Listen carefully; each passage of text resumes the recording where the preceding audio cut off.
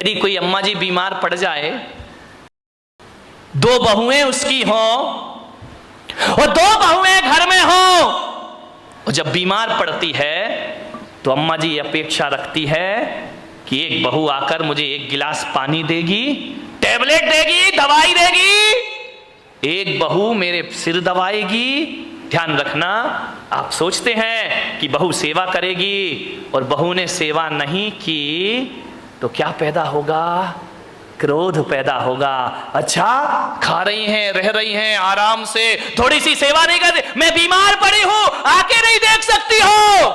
मैं अम्माओं से निवेदन करूंगा, यदि दोनों बहुएं पीहर चली गई हैं, घर बेटे बाजार में गए हैं और अब आप बीमार हो और अब आपको दवाई खाना है और जब बहुएं घर में नहीं हैं तो बताइए अम्मा जी आप क्या करोगी? विचार करिए, बताइए। आप बीमारी की हालत में भी पलंग से उठोगी, उठने के बाद किचन तक जाओगी, गिलास में पानी लोगी, दवाई हाथ से खोलोगी और खा जाओगी। विचार करिए, यदि घर में सुखी रहना है तो बहुओं से ज्यादा अपेक्षाएं मत लगाइए। जब तक हाथ पैर चलते हैं अपना काम खुद करो और आनंद से जीवन गुजारिए, लाचार मत बनिए।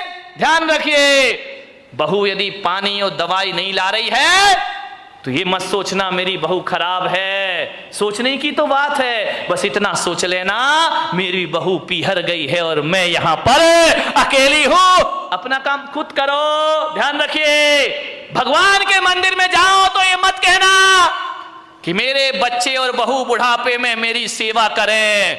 मैं पुलक सागर तुम्हें एक सूत्र दे रहा हूं, भगवान के मंदिर में जाओ तो ये प्रार्थना करना कि हे भगवान, बहू बेटे तो छोड़ो, ऐसा बुढ़ापा देना कि किसी से एक गिलास पानी की उम्मीद भी मैं ना रखूं, किसी से सहायता की उम्मीद ना रखूं।